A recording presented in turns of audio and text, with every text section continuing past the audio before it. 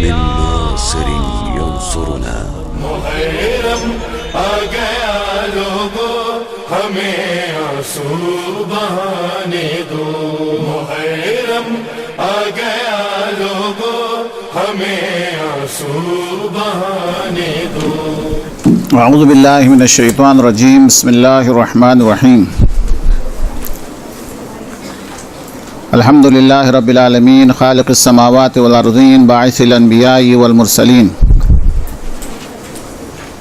ثم الصلاة والسلام علی رسولہ الکریم وعلی اہل بیتہ الطیبین الطاہرین المعصومین المظلومین المنتجبین سیما بقیۃ اللہ فی الارضین. اما بعد فقد قال الحکیم فی کتابہ العظیم. بسم اللہ الرحمن الرحیم. وما امروا الا لیعبدوا اللہ مخلصین لہ الدین. ایک بلند آواز سے صلوات پڑھ لیجیے. محمد و آل محمد.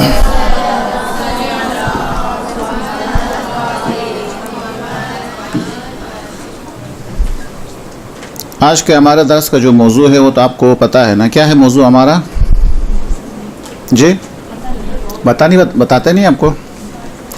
چلیے بتایا گیا ہے کہ پڑھنے والا یعنی مجلس پڑھنے والا خلاصہ مجلس پڑھنے والا اور مجلس سننے والے اور مجلس منعقد کرنے والے اور مجلس پڑھنے والے ان کے اندر اخلاص ہونا چاہیے. تو موضوع تقریباً اخلاص ہی ہوا غالباً. اخلاص یعنی خلوص جسے کہتے ہیں نا. یہ ہمارا آج کا موضوع ہے. ابھی آ جاتے ہیں. سب سے پہلے شروع ہو جاتا ہے آج کے درس کا جو اخلاص کا جو عنوان ہے وہ اس کا آغاز کہاں سے ہے؟ نیت سے ہے. ایک ایسا عمل جس کے اندر کوئی نیت نہ ہو، جس کے اندر کوئی ارادہ اور مضبوط ارادہ نہ ہو، وہ عبث سے بےہودہ ہے. اس کی کوئی اہمیت نہیں ہے.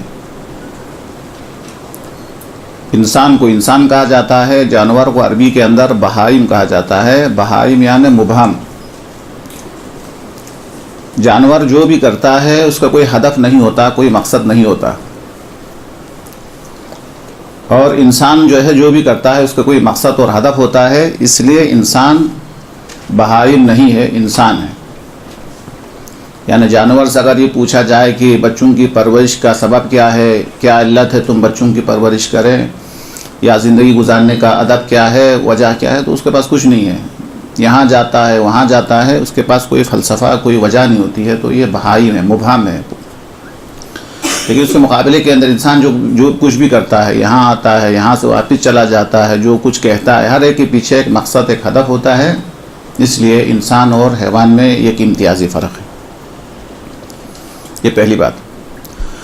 اور دوسری بات یہ ہے کہ جیسی ہم نیت کرتے ہیں اسی لحاظ سے ہمارے کام کی اہمیت ہے. اگر ہم کچھ بھی نیت نہ کریں تو بےہودہ کام ہے، اس کی کوئی اہمیت نہیں ہے. لیکن خدا نہ کرے اگر ہم کسی اچھے کام کے اندر اگر پس نیت کریں، یعنی مثال کے طور پر عام کام تو اچھا ہے لیکن لوگوں کو خوش کرنے کے لیے کریں، تو اس سے کیا ہوتا ہے؟ اس سے یہ ہوتا ہے کہ ممکن ہے ہمارے کام کی وجہ سے دوسرے کو فائدہ ہو لیکن کرنے والے کو فائدہ نہیں ہوتا ہے. اس کو عام طور پر علمی اصطلاح کے اندر کہا جاتا ہے کہ فعل بھی اچھا ہونا چاہیے اور فاعل بھی اچھا ہونا چاہیے.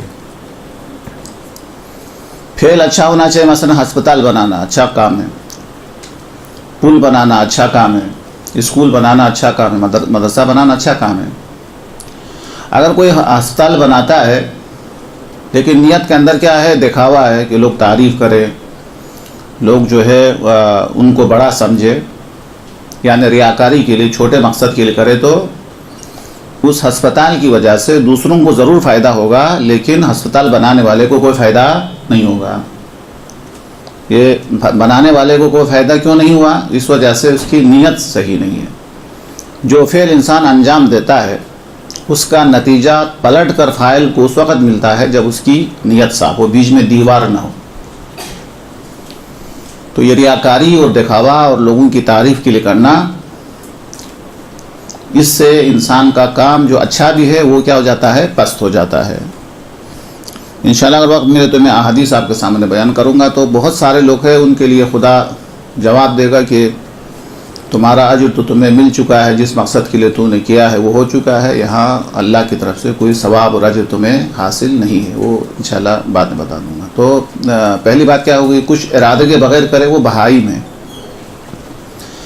ارادہ کرے، لیکن اگر پست ارادہ کرے تو وہ بڑا عمل کیا ہو جاتا ہے، چھوٹا ہو جاتا ہے اس نیت کی وجہ سے۔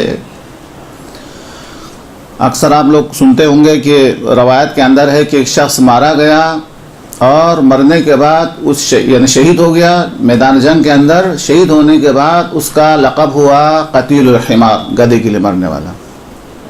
پھر اللہ کے رسول نے تشریح بھی کی، وہ یہاں سے گیا تھا تو نیت اچھی تھی، جب جس دشمن کے ساتھ اس کا مقابلہ تھا، وہ جس گدھے کے اوپر سوار ہو کے آیا تھا، وہاں پہنچنے کے بعد اس ارادے کے ساتھ اس نے دشمن پہ حملہ کیا کہ اگر میں اس دشمن کو ماروں گا تو یہ گدھا مجھے ملے گا۔ مال غنیمت کے اندر جس سواری کے اوپر قاتل سوار ہو کے آتا ہے وہ مال غنیمت میں تقسیم نہیں ہوتا، وہ سواری ڈائریکٹ یعنی اس مجاہد کو ملتی ہے۔ حضور فرماتے ہیں اس ارادے سے، جس ارادے سے اس نے یہاں سے اچھا ارادہ کر کے گیا تھا، لیکن وہاں جس سواری کے اوپر یہ سوار ہو کے آیا تھا، جس گدھے کے اوپر وہ سوار ہو کے آیا تھا، اس کا ارادہ تھا کہ میں جب اس کو ماروں گا تو یہ گدھا مجھے مل جائے گا۔ اتفاقاً خود مارا گیا تو شہید ہونے کے بجائے اس کا لقب ہو گیا قتیل الحمار، گدھے کے لیے مرنے والا۔ دیکھا آپ نیت انسان کو کہاں سے کہاں پہنچا دیتی ہے۔ یہ چھوٹا سا واقعہ تھا۔ یہ دوسرا مطلب ہوا، ہمارے پاس ٹائم کم ہے اس وجہ سے، کہ اگر نیت اگر پست ہے تو وہ عمل بھی پست ہوگا۔ بڑا سا بڑا عمل اگر نیت کے اندر پستی ہے تو وہ عمل بلندی کی طرف نہیں جا سکتا ہے۔ اسی طریقے سے ماشاءاللہ اللہ آپ کو توفیق دے دے، جب آپ ممبر پہ جائیں، ممبر پہ جانے کے بعد اگر ایسی باتیں کرے کہ جس کے اندر رضا اور سبحان اللہ واہ آپ نیچے بیٹھے ہوئے افراد سے تلاش کرے تو وہ بات اور وہ اس کا اوپر بلندی کی طرح وہ باتیں نہیں جا سکتی ہیں۔ اور اللہ تبارک و تعالیٰ سے اس وقت انسان اجر و ثواب کا مستحق ہوتا ہے کہ یہ دیکھے کہ ہر جملے کے بعد یہ نہ دیکھے کہ لوگوں کو پسند آئے نہیں آئے، بلکہ دیکھے اللہ کو پسند آئے۔ جتنا ارادہ بلند ہوگا اتنا وہ فعل جو ہے وہ بلند ہو جائے گا۔ تو یہ دو مطلب مقدمے کے طور پر۔ تیسرا جملہ جو آپ کے سامنے بیان کرنا چاہوں گا وہ یہ ہے، یہ نیت اور ارادہ انسان کے عام کام کو بھی عبادت کے اندر، نیت جو ہے عام کام کو بھی عبادت میں تبدیل کر سکتی ہے، اتنا جو ہے پاور ہے نیت کے اندر۔ ایک واقعہ شاید آپ نے بھی سنا ہو، بزرگ نے پوچھا کہ یہ کھڑکی کس کے لیے ہے، کس وجہ سے آپ کے گھر کے اندر کھڑکی؟ اس نے کہا یہ تو معلوم ہے ہوا کے لیے اور روشنی کے لیے۔ تو آپ نے ارشاد فرمایا کہ کاش تم یہ ارادہ کرتا کہ کھڑکی میں اس لیے رکھتا ہوں تاکہ اذان کی آواز سنوں، یہ نیت کر لیتے تو یہ کھڑکی کا رکھنا عبادت بھی بن، اس کے علاوہ ہوا اور روشنی کم نہیں ہوتی، وہی مل جاتی ہے۔ یہ سب کے سب کس کی وجہ سے ہے کہ حتیٰ کھڑکی رکھنے میں کے اندر بھی یہ ارادہ ہو کہ میں اس لیے اس کھڑکی کو یہاں پہ نصب کرتا ہوں تاکہ اذان کی آواز آ جائے۔ تو وہ جس مقصد کے لیے کھڑکی ہے وہ مقصد جو ہے فوت نہیں ہوتا ہے، روشنی مل جاتی ہے، ہوا مل جاتی ہے ارادہ بدلنے سے۔ اسی طریقے سے بغیر ارادے کے کھانے سے یا پس ارادے سے کھانے سے وہ کوئی عام عمل نہیں رہتا ہے، لیکن اگر اس ارادے سے کھائیں کہ میں اللہ کی غذا کو استعمال کروں گا نعمت، پھر اس کے بعد اللہ کا شکر ادا کروں گا اور اللہ کی واجبات کو بھی ادا کروں گا، تو یہ ہمارا کھانا بھی خود ایک عبادت کے لیے کیا ہے، مقدمہ ہے، کھانا کھانا۔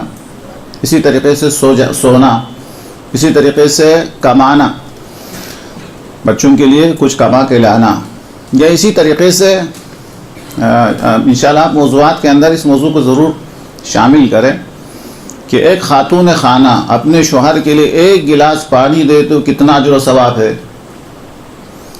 یا اسی طریقے سے ایک دوسرے کا، میاں بیوی کا ایک دوسرے کا چہرہ دیکھنے میں کتنا اجر و ثواب ہے۔ نہیں مانو آپ لوگ حدیث پر آپ لوگوں کی نظر ہے یا نہیں ہے؟ حتیٰ اپنے بچے کو پیار کرنا تو انسان کی فطرت میں شامل ہے، یہ اللہ کی رضا کی خاطر کرے تو اس میں کتنا اجر و ثواب ہے۔ حتیٰ خود شادی کے اندر یہ جب احادیث ہے کہ آدھا ایمان محفوظ ہو جاتا ہے، نماز کا ثواب جو ہے وہ 70 گنا اضافہ ہو جاتا ہے. تو آپ نے دیکھا ہے کہ یہ نیت بہت بڑی چیز ہے. کہنا ہی چاہتا ہوں، یہ خلاصہ یہ ہے کہ نیت اور ارادہ اور انسان کی نیت ایک چھوٹے سے عمل کو بہت بڑا بنا سکتی ہے. انسان کی نیت بات سمجھ میں آ رہی ہے انشاءاللہ. ایک بلند آواز سے ایک صلوات پڑھ لیجیے محمد و آل محمد صلی اللہ علیہ.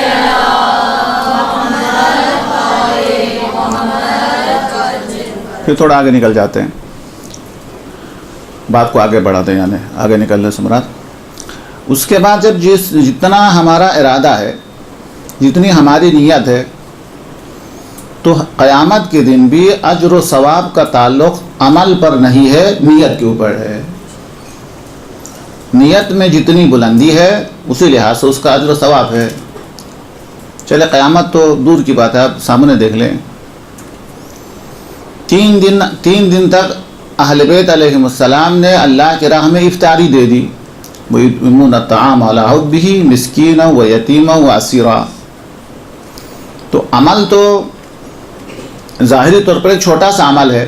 وہ کیا ہے؟ افطاری دینا، کھانا دینا. یہ کوئی قیمتی زیادہ عمل نہیں ہے. تو اس سورہ مبارکہ دہر کی 17 آیتیں ان روٹیوں کی قیمت نہیں ہے، ان کا جو اخلاص ہے، ان کی جو نیت ہے، اس کی قیمت ہے. تو دیکھا کہ وہ آیتیں اترتی ہے تو اس وجہ سے اترتی ہے کہ جو دے رہے تھے اس کے اندر ان کا اخلاص بہت زیادہ تھا. انما نطعمکم لوجہ اللہ لا نرید منکم جزاء ولا شکورا. حالانکہ زبان سے کہتے نہیں تھے نا، یہ معلوم ہے اہل بیت زبان سے کہتے تو نہیں تھے کہ ہم اللہ کی خاطر کھلاتے ہیں. لا نرید منکم جزاء، تم سے جزا بھی نہیں چاہیے، ولا شکر، ہمارا شکریہ بھی ادا نہ کرے. ہم تو یہ سب کچھ کس کے لیے کرتے ہیں؟ اللہ کے لیے کرتے ہیں. حالانکہ زبان سے کہتے نہیں تھے، ان کا ارادہ تھا. ان کے ارادے کو بھی اللہ نے آیت بنا دی. تو اس کی وجہ سے اس سے پتہ چل جاتا ہے کہ یہ جو سورہ دہر کا جو نزول ہے اس کا تعلق وہ چند روٹیوں سے نہیں ہے، اس کا تعلق وہی نیت اور اخلاص سے ہے. یہی وہی مولا کائنات کے لیے انگشتری دینے پر آیت کا نازل ہو جانا، وہ انگشتری کی قیمت نہیں ہے بلکہ نیت کی قیمت ہے. تو دوسرا مطلب کیا ہوا جس کا خیال رکھنا ضروری ہے؟ قیامت کے دن اللہ تبارک و تعالیٰ اجر و ثواب ہمارے عمل کو دیکھ کے نہیں دیتا ہے بلکہ ہماری نیت کو دیکھ کے دیتا ہے. یہ سوچتا کیسا تھا، کس ارادے سے یہ عمل انجام دیتا تھا. ایک جملہ پتہ نہیں بیان کرنا ہے نہیں چاہیے. امام خمینی کا ایک جملہ ہے جو اکثر پوچھنے کے لیے میرے پاس آتے ہیں، خاص طور پر اہل سنت جو ہے وہ جو کنورٹ ہوتے ہیں وہ پوچھتے ہیں. یہ امام خمینی کیا فرما رہے؟ کہہ رہے ہیں کہ جنت میں تو بہت کم لوگ جائیں گے، جہنم میں بہت کم لوگ جائیں گے، باقی اکثر تو چراگاہ کے اندر چر رہے ہوں گے. تو وہ اس وجہ سے ہے کہ وہ عرفاء کی نگاہ کے اندر جنت بہت بڑی چیز ہے. اس معنی بڑی چیز ہے کہ جنت کو اس لیے نہیں پسند کرتے ہیں کہ اس کے اندر ہماری پسند کی چیزیں، بلکہ اس لیے کیونکہ اس کے اندر ائمہ معصومین ہے، اس کے اندر جو ہے خدا کی رضا ہے. جنت کو جنت ہونے کی حیثیت سے پسند نہیں کرتے ہیں بلکہ جنت کو خدا کی رضا ہونے کی وجہ سے، مقرب بندے وہاں ہونے کی وجہ سے جنت کو پسند کرتے ہیں. خود جنت ان کا مقصد نہیں ہے. اور جہنم بھی اس لیے جہنم نہیں ہے ان کی نگاہ میں کہ اس کے اندر آگ ہوتی ہے، بلکہ جہنم اس معنی میں بھی جہنم ہے کہ آگ کی حرارت کے علاوہ ائمہ معصومین سے دوری ہے، خدا کی رحمت سے دوری ہے، اللہ کی ناراضگی ہے. وہ اس کی حرارت، اس کی تپش آگ کی تپش سے زیادہ ہے. تو جہنم کا ایک تصور بہت ہی وہ ہے کہ ایک تو ایک تصور جہنم یہ ہے کہ اس کے اندر آگ ہے، اذیت دینے والی چیزیں ہیں. ایک تصور یہ ہے کہ آگ تو پھر بھی برداشت کرے، صبرت علی حر نارک فکیف اصبر علی فراقک، جہنم کی حرارت کو برداشت بھی کروں اے پروردگار تو اس سے دوری کو کس طرح برداشت کروں. تو وہ جہنم کا جو ایک تصور وہ ہوتا ہے کہ جو حقیقی معنی میں اس وجہ سے جہنم، اس میں ائمہ نہیں ہے، اس کے اندر مقرب بندے نہیں ہیں، اس کے اندر اللہ کی رضا نہیں ہے، اللہ کی رحمت سے دوری ہے. اور جنت اس معنی میں ہے کہ اس کے اندر نعمتیں ہونے کی وجہ سے نہیں ہے. تو یہ عرفہ جس کو ہم جنت کہتے ہیں، جس کے اندر کھانے پینے کی چیزیں ہیں، اس کو چراگاہ سے تشبیہ دیتے ہیں کہ ان کو چرنے کے لیے چراگاہ چاہیے تھا، اللہ کہتا ہے کہ چرتے رہو ادھر جا کے. درست ہے. یہ کیا ہے؟ نیت کا فرق ہے. تو کچھ لوگ جو مولا کیا فرماتے ہیں تو آپ سب کو یاد ہے، نہ جہنم کے خوف سے عبادت کرتا ہوں، نہ جنت کی لالچ میں، بلکہ لائق عبادت سمجھ کے چلیے. بات میرے خیال میں بہت دور نکل گیا، لیکن نیت کا جاننا ضروری ہے. میں اس وجہ سے نیت کی اہمیت کو آپ کے سامنے تھوڑا سا بیان کرنا چاہ رہا تھا کہ نیت کے اندر جتنا اخلاص ہے، نیت کے اندر جتنا اخلاص ہے، اسی لحاظ سے وہ عمل قیمتی ہے. یہ نہیں دیکھا جائے گا کہ عمل چھوٹا ہے یا بڑا ہے، یہ دیکھا جائے گا اس عمل کے اندر اخلاص کتنا بہت زیادہ ہے. ایک گناہ نواز سے صلوات پڑھی محمد و آل محمد.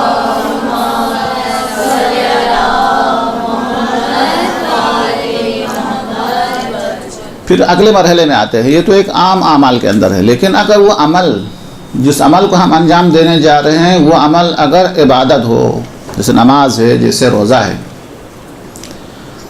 اس کے اندر اگر اللہ تبارک و تعالیٰ کی عبادت کے اندر اگر ہم اللہ کے علاوہ کسی اور کو شریک قرار دیتے ہو، نماز کے اندر دکھاوا، ریاکاری وغیرہ آ جائے، تو نہ فقط ہمیں نماز کا ثواب نہیں ملتا ہے، بلکہ ہم خدا پناہ مشرک بن جاتے ہیں کہ اللہ تبارک و تعالیٰ کے ساتھ شرک. تو یہ اس قسم کی نماز، اس قسم کی عبادت، جس عبادت کے اندر ریاکاری ہو، دکھاوا ہو، ہاں، تو اس عبادت سے نہ فقط ایک تو ہے ثواب نہیں ملتا ہے، وہ تو پھر ٹھیک ہے، نہ فقط ان عبادات سے ہمیں ثواب نہیں ملتا ہے، بلکہ ہم کیا ہے، خدا کے پاس مجرم ٹھہرتے ہیں کہ یہ تو اللہ تبارک و تعالیٰ کی عبادت کے اندر تم نے شریک قرار دیا ہے، لہٰذا نہ فقط تم گناہگار ہے بلکہ مشرک بھی انسان بن جاتا ہے. تو کتنا خطرناک ہے.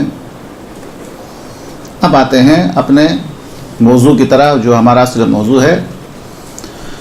تو عزاداری بھی ایک قسم کی عبادت ہے، بلکہ باقی عبادات اسی عزاداری پر، ہمارے خیال کے مطابق اسی عزاداری کے اوپر جو ہے وہ کیا ہے، اس کی بنیاد جو ہے اسی عزاداری پر ہے. کہ نماز کا ذکر ہے تو عزاداری کی وجہ سے، روزے کا تذکرہ ہے تو بھی عزاداری کی وجہ سے، حج کا، یہ سب معنوی لحاظ سے بھی، ظاہری لحاظ سے بھی. اچھا، معنوی لحاظ سے کیسے؟ روایات کے اندر موجود ہے کہ روز عرفہ اللہ کا مہمان کہاں ہے؟ میدان عرفات میں. روز عرفہ جب اللہ تبارک و تعالیٰ اپنی رحمتوں کے ساتھ جب مخلوقات کی طرف نگاہ کرتا ہے تو سب سے پہلے کربلا میں امام حسین کے مہمان کا خیال فرماتا ہے، پھر اپنے مہمان کا خیال. پہلے امام حسین علیہ السلام کے مہمانوں کا خیال رکھتا ہے خدا، اس کے بعد میدان عرفہ کے اندر جو اپنا مہمان ہے، خدا کا مہمان ہے، ان کا خیال رکھتا ہے. اس لیے کہ اگر میدان عرفہ کے اندر اگر اتنے لوگ اگر وہاں پہ موجود ہے، اتنے لوگ اگر وہاں پہ موجود ہے تو کس کی وجہ سے ہے؟ امام حسین علیہ السلام کی قربانی کی وجہ سے ہے. اگر امام حسین قربانی نہ دیتے تو کعبہ ہی محفوظ نہیں رہتا، تو پھر حج کہاں سے کرتے پھر؟ لہٰذا باقی عبادات سے معنوی لحاظ سے بھی ان کی بنیاد کربلا پر ہے، اس واقعے پر. اس لیے ہے کہ اگر یہ لوگ اگر دین کو نہ بچاتے تو کیا ہوتا؟ خانہ کعبہ ہی محفوظ نہیں ہوتا، خانہ کعبہ ہی نہیں بچتا، حج کہاں سے کرتے؟ حاجی کہاں سے بنتے؟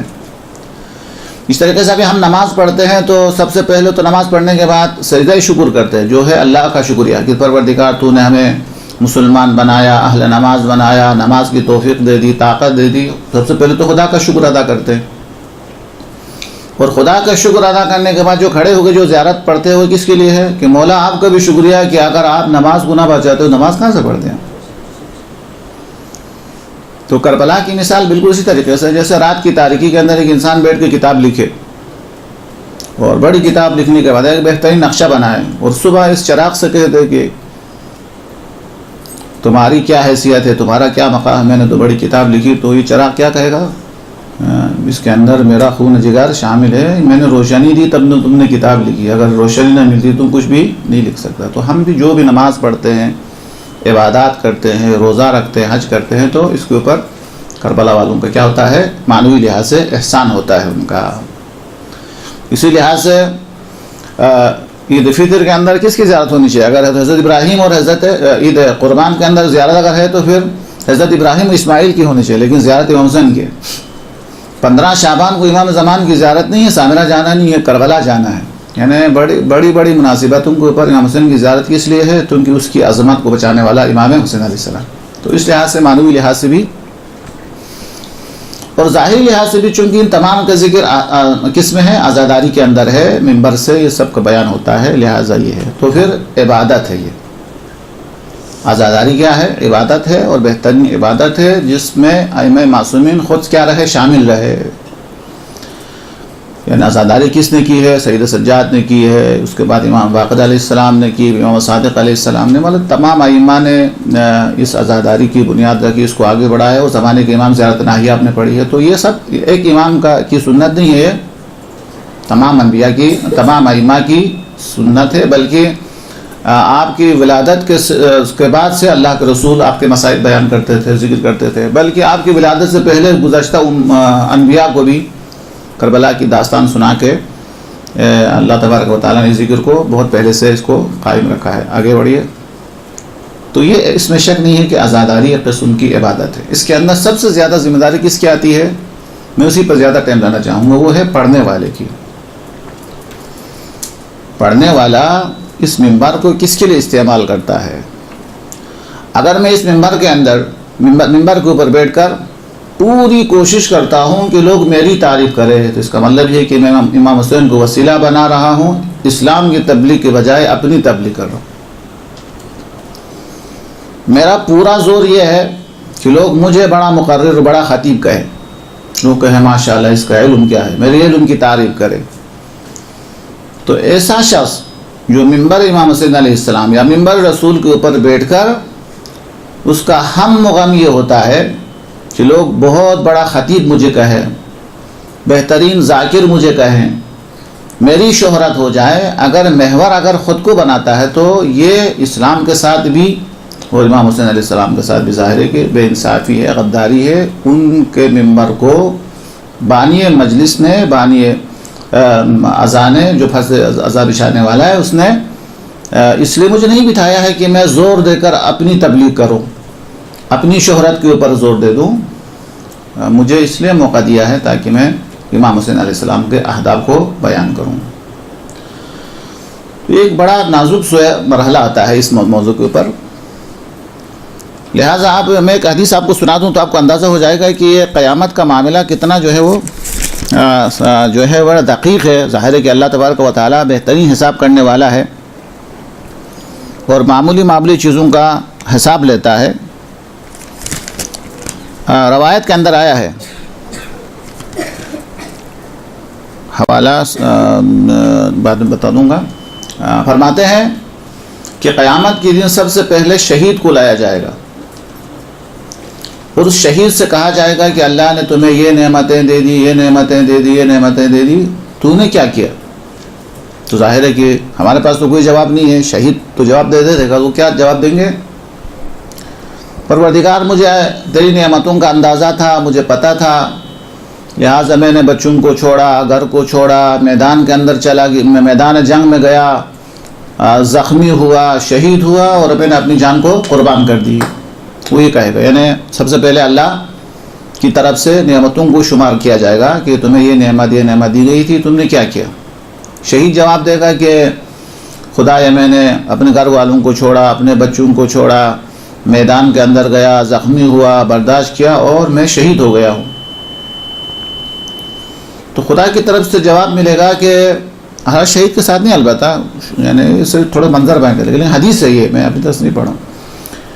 تو اس سے کہا جائے گا لیکن جب تم میدان کے اندر جا رہا تھا تو نیت کے اندر تمہارا یہ بھی خیال تھا کہ میں مر جاؤں گا تو لوگ مجھے بہت بڑا آدمی سمجھیں گے، لوگ کہیں گے ماشاءاللہ کتنا بڑا شجاع تھا، لوگ ہمارے خاندان کی عزت کریں گے، ان کا احترام کریں گے، لوگ میری اولاد کو شہید کا بیٹا کہہ کر ان کو مقام دیا جائے گا. اس قسم کو جو ہماری نیت کے اندر جو چھوٹی چھوٹی چیزیں ہوتی ہے، خدا کی طرف سے یہ سب بیان کیا جائے گا، لیکن تمہیں تو تمہارے ارادے کے اندر، نیت کے اندر تو یہ چیزیں شامل تھی. پھر حکم ہوگا کہ چونکہ تم چاہتا تھا کہ تمہاری شہرت ہو، اس مقصد کے لیے تو گیا تھا، وہ تمہیں حاصل ہو گئی. لوگ تمہیں بڑا شجاع سمجھے، لوگ تمہیں بڑا شجاع سمجھتے تھے، جو تم سمجھتے تھے اور تمہارا خیال تھا، تمہارا ارادہ تھا، وہ پورا دنیا کے اندر ہو چکا ہے. مجھ سے تمہیں کچھ نہیں مل سکتا ہے، جاؤ اسے پکڑ کے جہنم کے اندر، اب اس کی شہید قبر تک ہوتا ہے. نیت کے اندر خرابی کی وجہ سے، اللہ کے علاوہ کسی اور مقصد کو اس کے اندر شامل کرنے کی وجہ سے نہ فقط اسے شہادت کا عظیم درجہ یعنی مقام اور اجر ثواب نہیں ملے گا، بلکہ اللہ تبارک و تعالیٰ اس کو جہنم کے اندر داخل کرنے کا اللہ حکم دے گا. یہ ایک شہید کا ذکر. دوسرا شخص جو قاری قرآن ہوگا، معلم قرآن ہوگا، شریعت کا درس دینے والا ہوگا، یہ ہمارا موضوع ہے، اپنے زمانے کا بہترین ذاکر ہوگا، اس کو پیش کیا جائے گا اور اس سے کہا جائے گا کہ اللہ نے تمہیں یہ نعمت دی، مثلا ذاکری کے لیے اللہ نے تمہیں شہرت دی، اللہ نے تمہیں بہترین آواز دی، اللہ نے تمہیں بہترین بیان دیا، یہ نعمتیں اللہ نے تمہیں دے دی، تم نے کیا کیا؟ وہ کہے گا کہ پروردگار میں نے قرآن سیکھا، میں نے قرآن پڑھا، پھر دوسروں کو پڑھایا اور پھر اس کی تفسیر بیان کی، کیا کیا کیا، یہ سب کو سب وہ گن کے بتا دے گا کہ میں نے یہ دیا۔ تو پھر وہی جواب ملے گا، خدا فرمائے گا تمہاری کوشش تو یہ تھی کہ اس وجہ سے تم قرات بہترین قرات کرتے تھے کہ تاکہ لوگ تمہاری قرات کو پسند کرے اور لوگ تمہیں بڑا سمجھے، اور تم ہمیشہ یہی توقع رکھتے تھے کہ لوگ آپ کی آواز کو پسند کریں، لوگ آپ کی تعریف کریں، آپ کی شہرت ہو جائیں، یا آج کی اصطلاح کے اندر آپ کو چینل پہ بلایا جائے، آپ کو صدر محفل کے اندر بٹھا دیا جائے، آپ کا ہاتھ چومیں اور آپ کا احترام کیا جائے، آپ کو شہرت مل جائے، اس مقصد کے لیے کرتا تھا، وہ سب کا سب تمہیں دنیا میں مل چکا ہے، جس مقصد کے لیے تو نے کیا تھا وہ دنیاوی مقاصد کے لیے کیا تھا، وہ سب کا سب مل چکا ہے۔ لہٰذا یہاں پہ خدا کی طرف سے تمہیں کچھ نہیں ملے گا، خدا حکم دے گا اسے بھی پکڑ لو اور اٹھا کے جہنم کے اندر داخل کرو۔ تھوڑا سا منظر میں نے آپ کے سامنے پیش کیا، حدیث ہے، رسول خدا فرماتے ہیں، ہماری کتابوں کے اندر بھی آیا ہے، لیکن میں نے جو نوٹ کیا ہے وہ صحیح مسلم کا جلد نمبر 4 آیت صفحہ نمبر 140 یہ ہے۔ یہ تھوڑا سا چھوٹا سا ایک منظر ہے جو میں نے آپ کے سامنے بیان کیا۔ اچھا، مثال کے طور پر ہم اپنے علم کو یا ذاکری کو جو کچھ ہے، اگر فرض کر لیں میں اس لباس کی طرح اس کو زبان کی حد تک رکھوں، اگر وہ روح کا حصہ نہ بنے، نیت کا تعلق روح سے ہے، روح کا حصہ نہ بناؤں، یہ سارا علم زبان پر ہے، لباس میں ہے، سب کچھ ایسا ہے، تو میں دنیا سے چلا جاؤں گا تو پھر جس طریقے سے میرا لباس میرے گھر کے اندر رہے گا اور میں اس لباس کے بغیر قبر کے اندر پہنچ جاؤں گا، بالکل اسی طریقے سے میرا علم یہاں رہے گا، میں وہاں پہنچ جاؤں گا، کیونکہ اس کو زبان پہ رکھ دیا تھا، اوپر سے رکھ دیا تھا، روح کا حصہ تو بنایا نہیں، ہمارے ساتھ وہی چیزیں وہاں جائے گی جو اس کو ہم نے روح کا حصہ بنایا ہے، لیکن جس کو ہم نے بدن کی حد تک، زبان کی حد تک ہم نے، وہ تو یہیں رہ جائے گا۔ جس طریقے سے میرا لباس یہاں رہے گا اسی طریقے سے علم بھی یہاں رہے گا، بلکہ اور بھی آگے کہنا چاہیے، آپ اس کو سمجھانا بھی چاہیے، جس طریقے سے اگر ہم عقیدے کو بھی صرف زبان کی حد تک رکھیں، اس عقیدے کو اگر روح کا حصہ نہ بنائے تو عقیدہ گھر کے اندر رہے گا، یہ بغیر عقیدے کے قبر پہنچ جائے گا، اور پھر اگر بغیر عقیدے کے قبر کے اندر پہنچ جائے تو کوئی سکھا بھی دے کہ تمہارا پہلا امام، وہ امام کا نام یہ ہے، دوسرا امام کا نام یہ ہے، سکھا بھی دے تو اس کو یاد نہیں آئے گا، کیوں؟ یہاں رہ جائے گا، اس لیے اسے روح کا حصہ بنانا ضروری ہے۔ تو پھر دوسرا موضوع چھڑ جاتا ہے، میں چھڑنا نہیں چاہ رہا تھا، ایک چیز وہ ہوتی ہے جو زبان پہ ہوتی ہے، اس کو کوئی اہمیت نہیں، دوسرا عقیدہ ہے وہ ہمارے ذہن میں ہوتا ہے، اس کی بھی کوئی حیثیت نہیں ہے، جو صرف ذہن کے اندر ہو اس کی بھی کوئی حیثیت نہیں ہے، تیسرا جو ہمارے دل کی حد تک ہو اس کی بھی کوئی اہمیت نہیں ہے۔ اپنے والدین کو ہم دل سے چاہتے ہیں، اپنے بھائی کو ہم دل سے چاہتے ہیں، اپنی اولاد کو ہم دل سے چاہتے ہیں، لیکن قرآن کہتا ہے کہ قیامت کے دن ایک دوسرے کا دشمن ہو جائیں گے، ایک دوسرے کو دیکھ کے منہ پھیر لیں گے، یہ ہے نا، ایسا تو کہتے ہیں، تو جس کو ہم دل سے بھی چاہتے ہیں وہ بھی ہم سے جدا ہو جائیں گے، تو اس کا مطلب ہمارا عقیدہ اس سے بھی زیادہ مضبوط ہونا چاہیے، اس سے بھی زیادہ، جتنا ہم اپنے بچے کو چاہتے ہیں یا اپنے بھائی یا والدین کو چاہتے ہیں اس سے بھی زیادہ آگے ہونا چاہیے، وہ ان کو ہم دل سے چاہتے ہیں اور عقیدہ دل سے بڑھ کر روح کا حصہ بن جانا چاہیے۔ تو لہٰذا میری تو کیا حیثیت، اگر صرف زبان کے اوپر رکھے تو کسی آیت اللہ سے بھی کہا جا سکتا ہے جاؤ صف جاہل میں کھڑے ہو جاؤ، وہ کہے گا کہ پروردگار میں تو اپنے زمانے کا بہت بڑا فقیہ تھا، کیا تھا، تو اس کو جواب ملے گا کہ تو نے علم کو زبان کے اوپر بدن کا حصہ بنا کے رکھا تھا، تو کپڑے جس طریقے سے وہاں رہے، لباس وہاں رہے، تمہارا علم وہاں رہا، یہاں کچھ نہیں ہے تمہارے پاس۔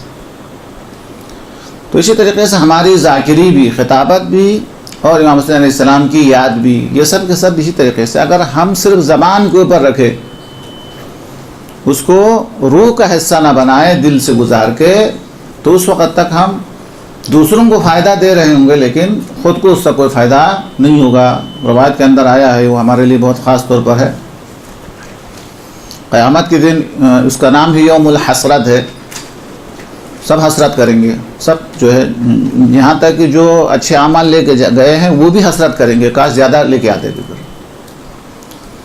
تو لیکن چند افراد کو سب سے زیادہ حسرت ہوگی، سب سے زیادہ افسوس ہوگا۔ ان میں سے کون ہے؟ مالدار، جس کے پاس مال ہے، وہ دیکھے گا کہ اس مال کو میں نے جمع کیا غلط طریقے سے، اس کی وجہ سے میں جہنم میں جا رہا ہوں، اور یہ مال جو میں نے جمع کیا تھا وہ وارثوں کے اندر چلا گیا، انہوں نے صحیح استعمال کیا ہے، تو اسی مال کی وجہ سے وہ جنت میں جا رہے ہیں۔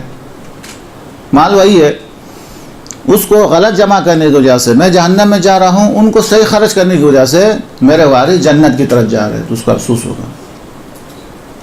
اور دوسرا منبر پہ جانے والا، یا عالم یا ذاکر یا ذاکرہ، جب وہ دیکھیں گے کہ منبر کے نیچے بیٹھ کر جو افراد میری تقریر سنتے تھے، جو اس پر عمل کر کے وہ عمل کر کے جنت کی طرف جا رہے ہیں، اور میں انہی کی وجہ سے پھنسا ہوا وہاں پہ۔ وہ چراغ کے معنی دوسروں کو فائدہ دے رہا تھا، خود فنا کر دیا اپنے آپ کو۔ لہٰذا وہی دیکھیں گے کہ دوسرے اس پر عمل کر کے جنت کی طرف جا رہے ہیں، اور میں اس پر عمل نہ کرنے کی وجہ سے نہ فقط مجھے عذاب مل رہا ہے بلکہ ڈبل، پتہ ہو کے نہ کرنے کی وجہ سے ڈبل عذاب ہو رہا ہے۔ تو یہ ایک خطرناک ایک مرحلہ آ جاتا ہے۔ لہٰذا میں نے تھوڑا سا آپ کے سامنے، ویسے تو 3-4 قسم کے لوگ بیان ہوئے ہیں کہ یہ سب کے سب علم کے حوالے سے، کہ یہ لوگ اہل جہنم ہیں، جہنم کے اندر چلے جائیں گے۔ ان میں سے ایک جو ہے، جیسا کہ میں نے آپ کے سامنے عرض کیا کہ وہی ہے جو لوگ 4 قسم کے لوگ جہنم میں داخل ہوں گے۔ ایک کیا ہے؟ لیباہی بہ العلماء، اس لیے علم سیکھتا ہے، اس لیے کتاب پڑھتا ہے تاکہ باقی علماء سے اپنے آپ کو آگے کرنے کی کوشش کرے، باقی ذاکرات یا ذاکرین سے اپنے آپ کو آگے کرنے کی خاطر وہ پڑھتا ہے، کتابیں پڑھے، مطالعہ کرے، کیسٹ سنے۔ مقصد کیا ہے؟ دوسروں سے، دوسروں کے اوپر فخر کرنا۔ دوسروں سے آگے جانا اچھی بات ہے، لیکن دوسروں کے اوپر فخر کرنا، دنیا کے اندر مباحثات کرنا، دوسروں کو اپنے سے پس شمار کرنے کے ارادے سے جو کچھ انسان حاصل کرتا ہے یا پڑھتا ہے، اس کا کوئی فائدہ نہیں ہے، یہ انسان کو جہنم کی طرف لے جاتا ہے۔ دوسرا، یا تو اس وجہ سے وہ علم سیکھتا ہے، ذاکری کرتا ہے یا خطابت کرتا ہے تاکہ جو سفیہ اور بے وقوف ہے ان کو بے وقوف بنا دیا جائے، ان کو اپنا تابع بنا دیا جائے، ان کو مزید دھوکے میں رکھنے کے لیے یہ زیادہ ہوتا ہے۔ پہلا والا بھی ہوتا ہے فخر و مباحثات کے لیے کہ میں بہت بڑا، اور دوسرا ما یبار بھی صبح کے اوپر اپنا دبدبہ جمانے کے لیے، ان کو بے وقوف زیادہ بنانے کے لیے، ان کو زیادہ اپنا وہ بنانے کے لیے علم حاصل کرے یا خطابت کرے یا کچھ بھی کرے، اس کا کوئی فائدہ نہیں ہے، جہنم میں پہنچا دے گا۔ تیسرا، او لیتصرف وجوہ الناس الیہ، یا اس لیے وہ ذاکری کرتا ہے، یا اس وجہ سے وہ ذاکری سیکھتا ہے، یا اس وجہ سے وہ منبر پہ جاتا ہے تاکہ لوگوں کی توجہ، لوگوں کی محبت اپنی طرف جذب کر لے۔ اس کو چاہیے تھا کیا؟ امام حسین کا منبر ہے تو اس کو تو چاہیے تھا کہ لوگوں کو حسین کی طرف لے کے آئے، ان کو چاہیے تھا کہ منبر رسول کے اوپر لوگوں کو رسول کی طرف لے کے آئے، شریعت کی طرف لے کے آئے اور خدا کی طرف لے جائیں، یہ ہونا چاہیے تھا۔ اب یہ سب کچھ جو کر رہا ہے اس وجہ سے کر رہا ہے کہ لوگ میری طرف متوجہ ہو جائیں، لوگ میرا احترام کرے، میری عزت کرے، تو لہٰذا یہ بھی کیا ہے؟ جہنم کے اندر جائے گا۔ اسی طریقے سے وہ افراد جو علم کو، اچھا اس کے بعد پھر وہ دوسرا حصہ بھی آپ کے سامنے بیان کروں، یہ تو وہ ہے جو جس کی نیت خراب ہو اور جو ذاکری یا خطابات یا کسی مقصد کے اندر، اس نیت کے اندر اگر بلندی نہیں ہے، تو ان کے بارے میں آپ کے سامنے احادیث میں آپ کے سامنے سنانے کی کوشش کر رہا تھا۔ لیکن اس کے مقابلے کے اندر دوسرے لوگ بھی ہے، دیکھیں اگر نیت اچھی ہو تو کیا ہے، وہ بھی میں سنا دوں۔ علماء وہذہ الامہ رجلان، میری امت کے 2 قسم کے علماء ہوں گے۔ رجل عطاہ اللہ علما، ایک شخص وہ ہے جس کو اللہ نے علم دیا ہے، فبذلہ للناس، اور اس نے جو ہے اس علم کو لوگوں کے درمیان تقسیم کیا ہے، وَلَمْ يَأْخُذْ عَلَيْهِ طَمَعًا وَلَوْهَا، اسی طریقے سے اس نے کوئی جو ہے اس سے کچھ کوئی اپنا کوئی مقصد نہیں تھا کہ لوگ میری تعریف کریں گے، اور اسی طریقے سے اس نے کوئی سامانن کوئی پیسہ بھی نہیں لیا ہے، پیسے کی خاطر نہیں کیا ہے، کوئی لالچ اور طمع اس کے اندر شامل نہیں ہے، صرف اور صرف اللہ تبارک و تعالیٰ کا دیا ہوا علم لوگوں کے درمیان میں صرف علم کو پھیلاتے ہوئے آگے بڑھے، اور اس کے اندر کوئی لالچ اور طمع نہ ہو، اور وَلَمْ يَأْخُذْ بِهِ ثَمَنًا، اور کوئی پیسہ بھی نہ لے اس کے لالچ نہ ہو، تو پیغمبر فرماتے ہیں فَذَلِكَ، یہ وہ شخص ہے کہ جس کے لیے سمندر کے اندر موجود مچھلیاں بھی دعائے خیر کرتی، مچھلی ہاں جو بحر دریا کے اندر جتنی مچھلیاں ہیں یہ اس کے لیے استغفار کرتی ہے، یستغفر لہ جنان البحر ودواب البر، اسی طریقے سے جس طریقے سے مچھلیاں ان کے لیے دعا خیر کرتی ہے اور استغفار کرتی ہے، خشکی پر رہنے والے جانور بھی اس قسم کے لوگوں کے لیے دعا کرتے ہیں۔ اور پھر فرماتے ہیں وَالطَّيْرُ فِي جَوِّ السَّمَاءِ، زمین و آسمان کے بیچ کے اندر جو پرندے ہیں وہ بھی ان کے لیے استغفار کرتے ہیں۔ کس کے لیے؟ کہ جو اپنے علم کو، اللہ نے جو علم دیا ہے اس علم کو لوگوں کے فائدے کے لیے استعمال کرتے ہیں، اس کے اندر اپنا کوئی فائدہ نہیں دیکھتے ہیں، اور اللہ تبارک و تعالیٰ کی بارگاہ کے اندر اس کو قیامت میں پیش کیا جائے گا سیدن شریفن، اور ایک بہترین سردار کے طور پر، جس طریقے سے سردار آتا ہے اور ایک شریف اور کریم انسان آتا ہے، اسی طریقے سے وہ پیش کیا جائے گا حتی یرافق المرسلین، ایسا عالم، ایسا ذاکر یا ذاکرہ، اس کو اللہ تبارک و تعالیٰ اپنے مرسل نبیوں کے ساتھ مشہور فرما دے گا۔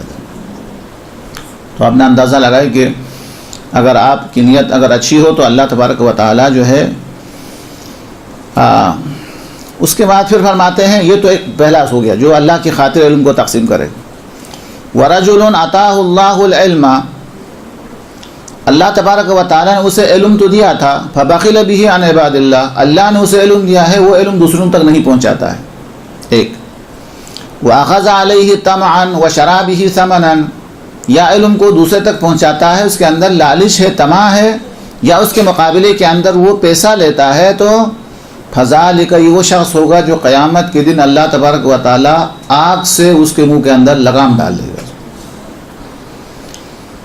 اچھا، وَيُنَادِ الْمُنَادِ هَذَا الَّذِي آتَاهُ اللَّهُ عِلْمًا عَنْ عِبَادِ اللَّهِ، اور قیامت کے دن لگام ڈال کر اس شخص کو وہ بھی آگ سے لگام اس کے منہ کے اندر ڈال کر قیامت کے دن منادی اس کے آگے آگے ندا کر رہا ہوگا، اے اہل محشر دیکھو اس شخص کو جس کو اللہ نے علم دیا تھا لیکن اس نے آگے نہیں پہنچایا۔ ایھا الناس، اے اہل محشر دیکھو اس شخص کو پہچانو، اس کو اللہ نے علم سے نوازا، اس نے اللہ کی رضا کے بجائے ختم ہونے والی دنیا کو اس نے وصول کیا،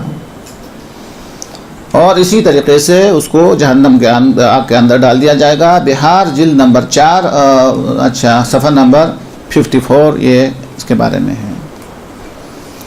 تو انشاءاللہ میں جو کچھ آپ کے سامنے عرض کر رہا تھا اس سے تھوڑا سا آپ کو اندازہ ہوا کہ سب سے زیادہ ذمہ داری جو ہے وہ ہماری بنتی ہے، یعنی پڑھنے والے کی سب سے زیادہ ذمہ داری ہے کہ جتنا اخلاص ہمارے اندر ہوگا تو ظاہر ہے کہ وہ سننے والے کے اندر بھی اخلاص پیدا ہو جائے گا۔ اگر اخلاص نہیں ہے تو ہمارے عمل کی کوئی حیثیت نہیں ہے، اور ہمارے عمل کی کوئی حیثیت نہیں ہے۔ اگر ہم لوگوں کو بیوقوف بنانے کے لیے اگر ہم اس علم کو استعمال کریں گے تو امام صادق کی نظر کے اندر یہ قطاع الطریق، یہ راستے میں بیٹھ کے ڈاکہ مارنے والے شمار ہو جائیں گے۔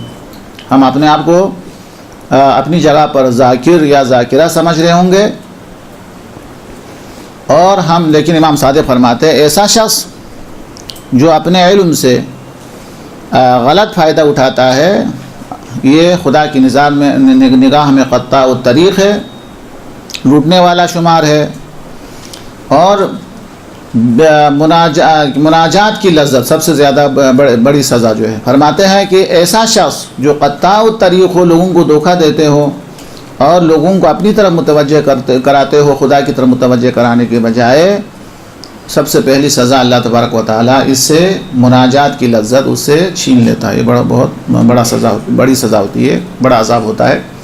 حضرت یوسف کے بھائی جو ہے وہ حضرت یعقوب جب پتہ چلا کہ یوسف کا بڑا مقام تھا تو وہ پوچھتے ہیں کہ ہم نے یوسف کے اوپر اتنا ظلم کیا، مارا پیٹا، پھر فروخت کر دیا، اسے بیچ دیا، اور لیکن اللہ نے ہم پہ عذاب کیوں نازل نہیں کیا؟ کس سے پوچھ رہے ہیں؟ حضرت یعقوب سے پوچھ رہے ہیں، ان کے بیٹے یعنی حضرت یوسف کے بھائی۔ تو حضرت یعقوب فرماتے ہیں میں خدا سے پوچھوں گا کہ اتنا بڑا ظلم کیا ہے لیکن عذاب کیوں نازل نہیں ہوا؟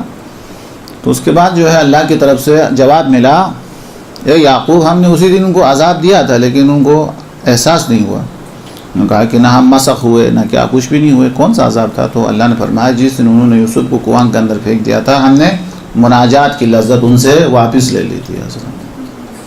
اب نماز پڑھنے کے اندر ان کو لذت کا احساس نہیں آتا تھا، نہ عبادات کے اندر شوق نہیں ہے، مناجات کے اندر لذت، یہ سب خطرناک قسم کا ایک عذاب ہوتا ہے خدا کی طرف سے۔ کہ فرماتے ہیں کہ جو علم کو استعمال کرتے وقت اس کو جو ہے وہ خدا تک پہنچانے کے وسیلہ بنانے کے بجائے لوگوں کو اپنی طرف کرنے کا طریق ہے، اور خدا اس سے مناجات کی لذت چھین لیتا ہے۔ اب اور ایک حدیث میں آپ کو سنانا چاہوں گا ابھی، اچھا وہ ہے ہمارے مولا و آقا امام محمد باقر صلوات اللہ وسلام علیہ۔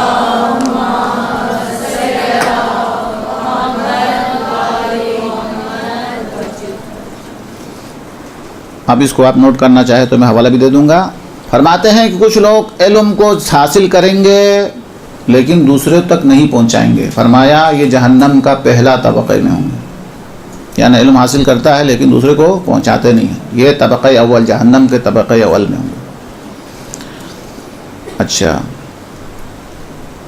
دوسرا طبقہ فرمایا کہ علم حاصل بھی کرتے ہیں، لوگوں کو بیان بھی کرتے ہیں اور سختی بھی کرتے ہیں لوگوں کو، لیکن خود عمل نہیں کرتے ہیں۔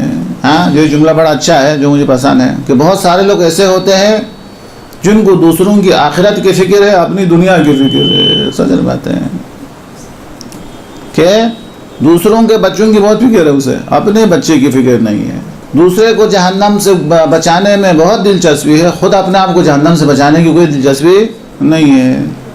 تو فرماتے علم حاصل بھی کریں گے، دوسروں کو بیان بھی کریں گے، اور وہ بھی سختی کے ساتھ بیان کریں گے، لیکن خود عمل نہیں کریں گے۔ فرمایا یہ جہنم کا دوسرا طبقہ جو ہے اس کے اندر ہی چلے جائیں گے۔ یہ دو۔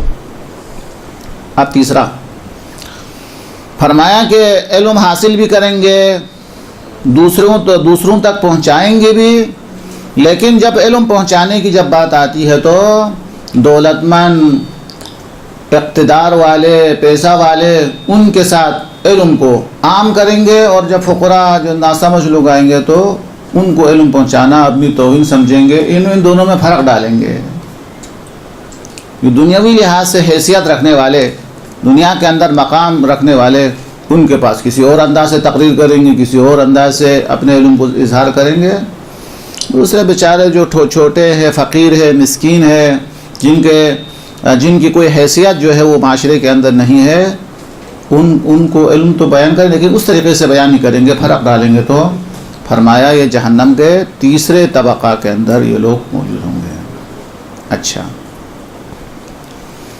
چوتھا ہم نے ارشاد فرمایا کہ کچھ لوگ ایسے ہوں گے جو علم بھی حاصل کریں گے، دوسروں کو بیان بھی کریں گے، سب کچھ کریں گے، لیکن اپنے زمانے کے جو بادشاہ، جبار، ان کے رسم و رواج سے لوگوں کو منع نہیں کریں گے، نہیں روکیں گے، طاقت ہونے کے باوجود بھی نہیں روکیں گے، اور خیال رکھیں گے کہ یہ لوگ جو بادشاہ ہے ناراض نہ ہو جائیں، یہ جو ظالم ہے یہ ناراض نہ ہو جائے، آج کی اصطلاح کے اندر جو چودھری صاحب یہ ناراض نہ ہو جائے، خان صاحب ناراض نہ ہو جائے۔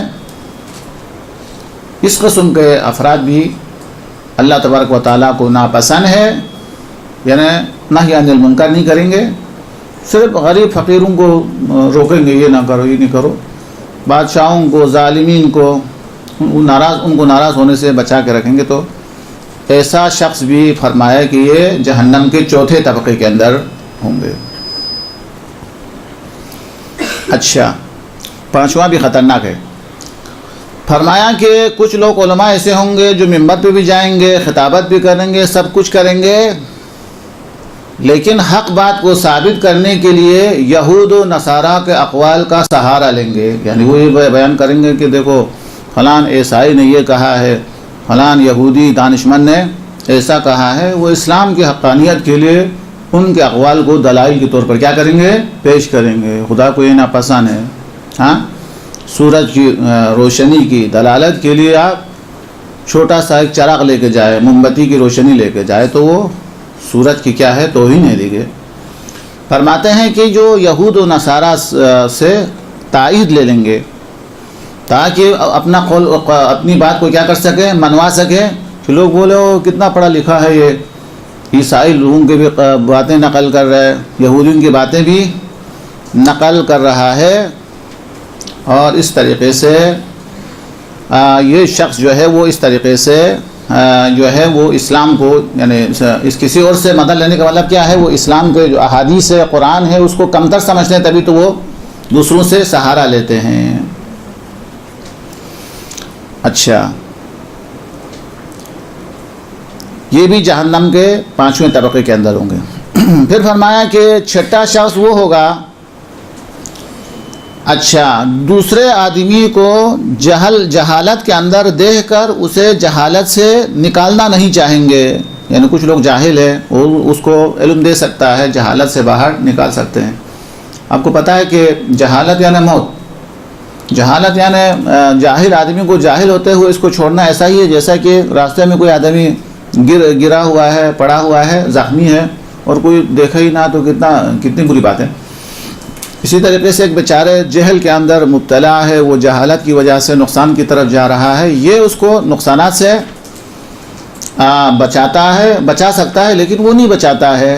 تو آپ نے فرمایا یہ جہنم کے چھٹے طبقے میں ہوں گے. اور آخری فرمایا کہ کوئی شخص اپنے جو ہے علم کو استعمال کریں گے کہ میں بہت بڑا عاقل ہوں، میں بہت بڑا دانشمند ہوں، میں بہت بڑا مفکر ہوں، اور اس طریقے سے اس اللہ کا دیا ہوا اس عظیم علم کو یا اللہ کی اس بڑی نعمت کو دنیا کے اندر اپنی شہرت کے لیے، اپنی عزت کے لیے، اپنی کرسی کے لیے یہ کیا بنا دیں گے؟ یہ وسیلہ، قیامت کو آباد کرنے کے وسیلہ بنانے کے بجائے، یعنی وہ سب کچھ کریں گے، تبلیغ بھی کریں گے، سب کچھ کرتے ہوں گے، لیکن ان کا مقصد صرف خود کی عقل کو واضح کرنا. جیسے پہلے سے شروع سے ہم یہی کہہ رہے تھے کہ اسلام کی تبلیغ کرنے کے بجائے اپنی تبلیغ کرنا، کہ لوگ واہ واہ کرے، بڑا سمجھے اور لوگ اس کو دانشمند سمجھے.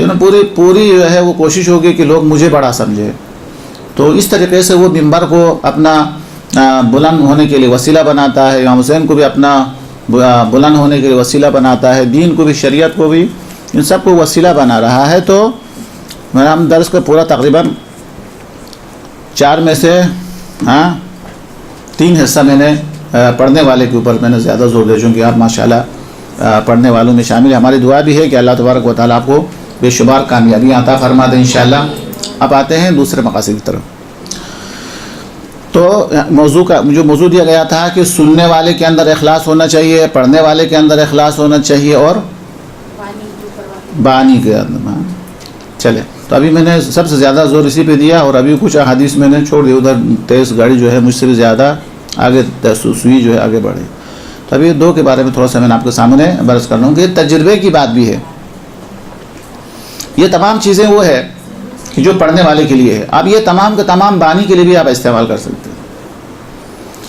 اگر بانی کا مجلس رکھنے کے اندر ارادہ وہی ہو کہ میری شہرت ہو، میرا مقام بڑھے، جیسے ہوتے ہیں یہ خاص طور پر سیاسی افراد اس کام کو انجام دیتے ہیں. یہ لوگ بھی امام حسین علیہ السلام کے ساتھ خیانت، ان کا نام لے کر، ان کے نام کو، ان کے عزاداری کو اپنی شہرت کے لیے، اپنی طاقت کو دکھانے کے لیے اور اپنے مالدار ہونے کی حیثیت کو بتانے کے لیے اگر یہ استعمال کرتا ہے تو یہ بھی ذاکر کی طرح یا ذاکرہ کی طرح یہ بھی بہت بڑا مجرم ہے. امام حسین اس شخص کو پسند نہیں کرتا ہے اس میں. تو لہٰذا بانی مجلس کی بھی نیت خالص ہونی چاہیے، اس کے اندر بھی دکھاوا نہیں ہونا چاہیے. اکثر میں ممبر پر بیان کرتا ہوں، لیکن اگر آپ کو وہ کتاب مل جائے تو وہ پڑھ لیجئے گا. آیت اللہ کوچانی کی کتاب ہے سیاحت شرق نامی ایک سیاحت یعنی سفر سیاحت شرق اور سیاحت غرب، انہوں نے چھوٹی سی 2 کتاب لکھی، بہت زبردست کتاب ہے۔ اس کے اندر پہلی کتاب کے اندر انہوں نے پیدا ہونے سے مرنے تک کا منظر بیان کیا ہے جو ہمارا موضوع نہیں ہے، اور دوسرے حصے کے اندر انہوں نے سیاحت غرب کے اندر جو ہے مرنے کے بعد سے لے کر یعنی موت سے لے کر جنت تک پہنچنے تک کیا کیا پریشانیاں آ گئی وہ اس نے بیان کی۔ سیاحت شرق سیاحت غرب، آیت اللہ کوچانی کی، آغا کوچانی۔ اچھا، انہوں نے مرنے کے بعد سے وہاں پہ جنت میں پہنچنے تک بیچ میں کیا کیا مشکلات آئی انہوں نے بڑے اچھے انداز میں بیان کیا ہے انہوں نے۔ تو ان میں سے میں تھوڑا سا یہ بیان کرنا چاہوں گا جس کے اندر دونوں آتا ہے۔ یہ ہوا یہ ہوا یہ ہوا یہ ہوا، رو رہے تھے، پتہ چلا سب اپنے لیے رو رہے، میرے لیے کوئی نہیں رو رہا ہے، کیا ہوا، پھر بیٹا بھی چلا گیا، سب بیان کرتے ہو۔ بیان کرنے کے بعد یہ ہمارا موضوع ہے، اسی سے میں تھوڑا سا ایسا بیان کر رہا ہوں۔ کہتا ہے کہ پھر سیوم کا اعلان ہوا، مجلس سیوم کا اعلان ہوا، مجلس ترحیم کا اعلان ہوا۔ جب میں مجلس ترحیم کے اندر، وہ مرنے کے بعد کا منظر بیان کرتے ہیں، واپس آ کے مجلس ترحیم کے اندر آیا تو دیکھا کہ میرے لیے بہت کچھ ہو رہا تھا لیکن میرے لیے کچھ بھی نہیں ہو رہا تھا، میرے نام پہ بہت کچھ ہو رہا تھا، میرے لیے کچھ بھی نہیں ہو رہا تھا۔ کہا کیسے؟ اب وہاں شروع کرتے ہیں، میں اپنے موضوع والا حصہ کو بیان کر رہا ہوں۔ میں کہتے ہیں کہ سب سے پہلے میرے وارث نے، میرے بیٹے نے، میرے جو بھی ہے وارث ہے، اس نے جب مجلس کا سوچا تو کس کا سوچتا ہے سب سے پہلے؟ جگہ وغیرہ تو رہنے دیں، ہاں، پڑھنے والے کا سوچا۔ جب میرے وارث نے پڑھنے والے کا انتخاب کا جب مرحلہ آیا، یعنی بانی مجلس پڑھنے کے لیے مجلس کس سے پڑھوائے، اس کے اندر اس نے اس کو تو ضرور دیکھا کہ کون سا ایسا ذاکر ہے، کون سا ایسا عالم ہے جس کو لوگ پسند کرتے ہیں، یہ ضرور دیکھا، لیکن اس نے کبھی یہ نہیں دیکھا کہ کون سا ذاکر یا ذاکرہ ایسی ہے جس کو خدا پسند کرتا ہے۔ کیا انہوں نے یہ خیال کیا کہ فلان سے مجلس پڑھوائیں گے تو لوگ مذاق اڑائیں گے، لوگ ہمیں کمتر سمجھیں گے، ہماری حیثیت سے کم سمجھیں گے کہ تم اتنا بڑا آدمی، اتنے چھوٹے سے مجلس پڑھوائی آپ نے؟ تو وہ نیت یہاں پہ، ہاں، شیطان جو ہے کبھی بھی انسان کو سیدھے راستے پہ چلنا نہیں دیتا ہے۔ تو کہتا ہے کہ اس نے یہ دیکھا کہ کون سا ایسا مقرر ہے، ایسا ذاکر ہے، یا آج کی اصطلاح میں کون سا ایسا علامہ ہے جس سے مجلس پڑھواؤں تو لوگ واہ واہ کریں گے، لوگ تعریف کریں گے۔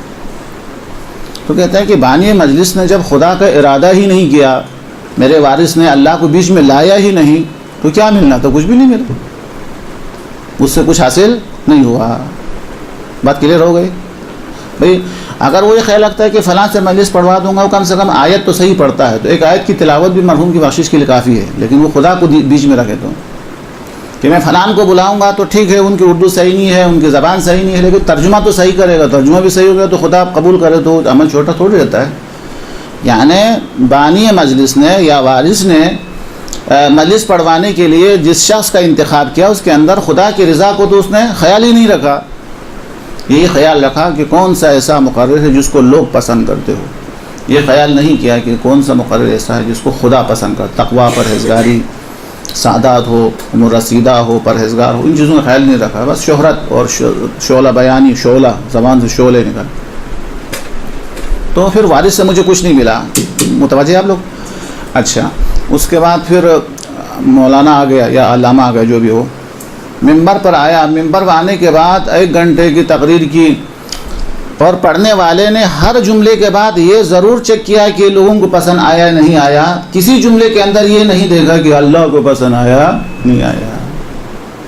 تو ویسے تو بلندی میں بیٹھ کے توجہ نیچے افراد کی طرف ہے کہ ان کو پسند آیا یا نہیں آیا، تو بیٹے سے تو کچھ نہیں ملا تھا، پڑھنے والے سے بھی کچھ نہیں ملا، جو بھی پڑھا وہ نیچے والوں کے لیے پڑھا، اوپر والے کے لیے نہیں پڑھا کہ میں بہترین تقریر کروں گا تو پھر چہلوں میں بھی مجھے بلائیں گے، برسی کے اندر ہی مجھے انتخاب کریں گے، دوسرے لوگ بھی میرا ہی انتخاب کریں گے، اور ہر جملے کے بعد یہی دیکھا کہ لوگوں کو پسند آیا نہیں آیا، یہ نہیں دیکھا کہ اللہ کو پسند آیا نہیں، ادھر سے بھی کچھ نہیں ملا، وارث سے بھی کچھ نہیں ملا، نیت صاف نہیں ہونے کی وجہ سے ذاکر سے بھی کچھ نہیں ملا، یا ممبر پہ جانے والے سے کچھ نہیں ملا۔ اچھا، پھر میں مایوس ہو کر سامنے دیکھا کہ کون ایسا شخص ہے کہ جو مجھے کچھ دینے کے لیے آیا ہے۔ سامنے والوں کو دیکھا تو ہر آدمی اس لیے آیا تھا، جانا تو ہے، نہ جائے تو برا مانیں گے، منہ تو دکھانا ہے، وہاں جا کے تعزیت دینے کے لیے جانا ہی پڑے گا، دیکھا تو کوئی بھی شخص امام حسین پہ رونے کے لیے نہیں آیا ہے، کوئی بھی شخص اس لیے نہیں آیا ہے کہ امام حسین کی مجلس کے اندر جاؤں گا اور مجلس کے اندر چند آنسو بہا کے اس کی غربت کے لیے، ان کی تنہائی کے لیے میں دعا کروں گا کہ وہ تنہا نہ رہے، ان کی غربت کے اوپر رحم کر کے دعا کروں گا. کوئی خالص دعا مانگنے کے لیے کوئی نہیں آیا ہے. پیور جو ہے وہ مرحوم کو فائدہ پہنچانے کے لیے کوئی نہیں آیا ہے. سب اس لیے آئے ہیں کہ نہیں آئے تو شکایت آئے گی. تو کہتا ہے نہ وارث سے کچھ ملا، نہ پڑھنے والے سے کچھ ملا، نہ مجمع سے کچھ ملا. اچھا، اس کے بعد جب کھلانے کی جب بات آ گئی تو اس کے بعد جب اگر کھلانا ہوتا، اگر اللہ کی خاطر ہوتا تو یہ جو مرحوم کے نام پہ کھلانا ہے تو ایک ایسی جگہ پہ لے جا کے اورنگی کہیں ایسی جگہ پہ لے جاؤ کوئی جانتے بھی نہ ہو، اور جہاں پہ کھانا نہیں ملتا ہے، لوگ غریب ہے مسکین ہے، وہاں جا کے کھلا لیتے تو ظاہر ہے کہ وہاں رضا الہی ہے، خدا کے علاوہ کوئی جانتا نہیں ہے تو مرحوم کو کوئی کچھ ملتا ہے. کہتا ہے ان کو کھلایا جو اس سے بہتر اپنے گھروں میں کھاتے ہیں. اگر ان کو کھلایا جاتا ہے کہ جن کے گھر کے اندر کھانے کو کچھ نہیں ہے تو پھر کچھ مل جاتا، لیکن ان کو کھلایا جن کے گھر میں اس سے بہتر یہ لوگ کھاتے ہیں. تو خلاصہ کر لیں، چھوٹا سا منظر میں آپ کے سامنے پیش کر رہا تھا جو ہمارے موضوع سے مربوط ہے. وہ کتاب تو بڑی طولانی ہے. اچھا، پھر آپ کے ذہن کے اندر آیا وہ مرا نہیں ہے تو یہ سب کیسے بیان کیا، یہ سوال آ سکتا ہے. تو اس کا جواب یہ ہے، بالکل مختصر ہے. یہ ہمارے لیے یہ چیزیں ہیں کہ وہ کیا ہے یہ کیا ہے، لیکن جو پہنچے ہوئے افراد ہیں وہ ان چیزوں کو اندازہ نہیں لگاتے ہیں، ان کو یہ چیزیں نظر آتی ہے. مثال دے کے سمجھا دوں، یہاں پہ سامنے مثلا کسی سے خون نکال کے بوتل میں خون ہے، ہماری نگاہیں قابل نہیں ہے کہ اس خون کے اندر جراثیم، بیماری کے جراثیم کو دیکھ سکے، ہماری آنکھیں اس کو دیکھ نہیں سکتی ہے. لیکن اگر عقل سے مدد لی جائے اور مشین کو سامنے لا کر رکھ دیا تو وہ جو جراثیم ہمیں نظر نہیں آتا تھا وہ ہماری آنکھیں اسے دیکھ سکتی ہے. اندازہ نہیں، جو چیزیں نظر نہیں آتی تھی عقل کی مدد سے اسے انسان دیکھ سکتا ہے، انسان کی آنکھیں دیکھ سکتی ہے. دور دراز کے ستارے ویسے تو انسان کو نظر نہیں آتا ہے، لیکن مشین ایجاد کرے، عقل کی روشنی مل جائے تو دیکھ سکتے ہیں. تو آنکھوں سے دیکھ سکتے ہیں. زمین کے نیچے کیا ہے انسان کی آنکھیں دیکھ سکتی ہے، لیکن کب آنکھیں خود دیکھنے کی طاقت نہیں رکھتی، لیکن عقل کی مدد ہو تو یہ چیزیں دیکھ سکتے ہیں. بالکل اسی طریقے سے کہ جہاں انسان کی عقل نہیں پہنچتی ہے وہاں اگر تقویٰ کی روشنی ہو، ہدایت کی روشنی ہو، پرہیزگاری کی روشنی ہو، عرفان ہو، معرفت ہو تو وہ ان مناظر کو نہ فقط اندازہ کر وہ دیکھ سکتے ہیں. یہ مناظر وہ دیکھ سکتے ہیں. یہ اندازے سے نہیں لکھا انہوں نے، حجاب ہٹ جاتا ہے وہ دیکھ سکتے ہیں، اس نے لکھ دیا ہے. تو موضوع کہاں چلی گئی؟ بلکہ میں دوبارہ اس موضوع کی طرف واپس آنا چاہوں گا. بانی مجلس ابھی ہمارا موضوع ہے، لیکن میں نیت کے بارے میں آپ کو بتا دوں. یہ نیت جو ہم کرتے ہیں وہ کیا ہے پتہ ہے آپ کو؟ اچھا، سب سے پہلے ہم نیت کرتے ہیں نماز کے بارے میں، میں نماز پڑھتا ہوں، روزے کے بارے میں روزہ رکھتا ہوں. یہ نیت جو ہے وہ آغاز کا تو ہمیں پتہ ہے، شاید انجام کا کچھ لوگوں کو پتہ نہ ہو، اس لیے بتا رہا ہوں. فرماتے ہیں کہ یہ نیت کا آغاز تو یہی سے ہوتا ہے کہ میں نماز پڑھتا ہوں. باقی چیزوں کو ذہن سے نکالتا ہے اور نیت کرتا ہے کہ میں نماز پڑھتا ہوں. تو اس کا مطلب یہ ہے کہ آپ ذہن کو اپنے قابو میں لاتے ہیں، کوشش کرتے ہیں کہ ذہن ہمارے قابو میں آ جائے. اگر اس سے آگے بڑھ جائے تو اسی سفر میں جس کے اندر ہم اپنے اعضاء و جوارح کو نیت کے بعد پھر ہاتھ پاؤں سب کے سب مقید ہو جاتا ہے نماز کے اندر، روزے کے اندر بھی، اس طرح حج کے اندر بھی ہے. اس طریقے سے ہم اپنے ہاتھ پاؤں کے مالک بن جاتے ہیں، ہم اپنے ذہن کے مالک بن جاتے ہیں، ہمارے دل کے ہم مالک بن جاتے ہیں. یہ نیت کا مقصد یہ ہے کہ مالک بنانا اپنا آپ کو.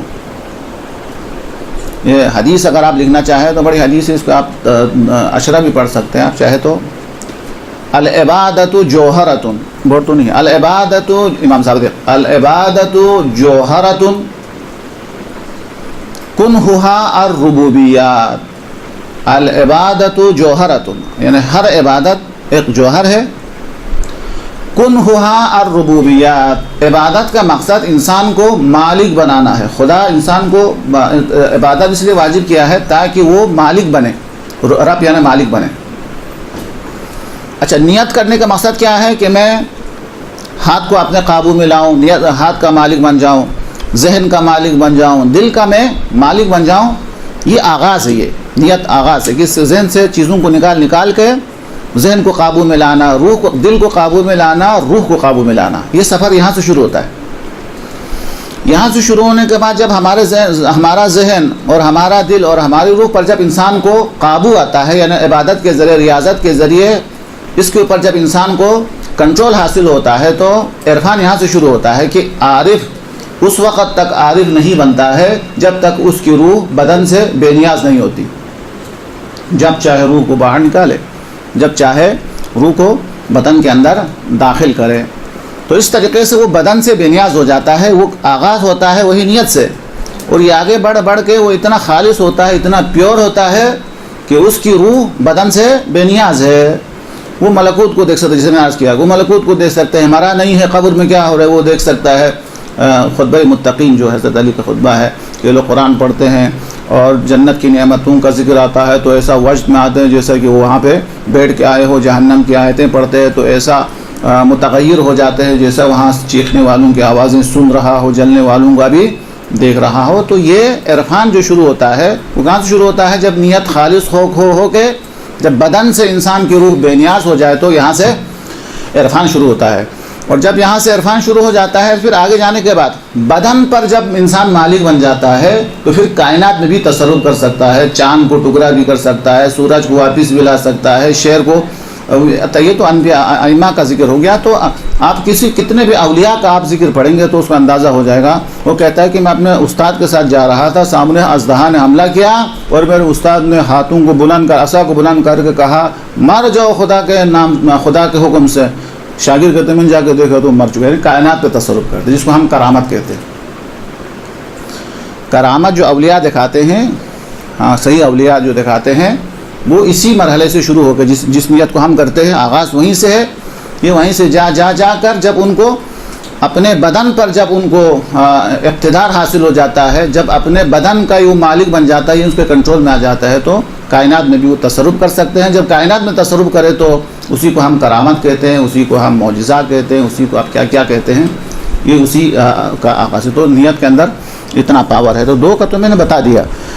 سب سے پہلے مجلس پڑھنے والے اس کا اخلاص، اور دوسرا بانیان مجلس کا اخلاص. تیسرا کیا ہے؟ وہ تو ٹائم بھی ختم ہو گیا الحمدللہ.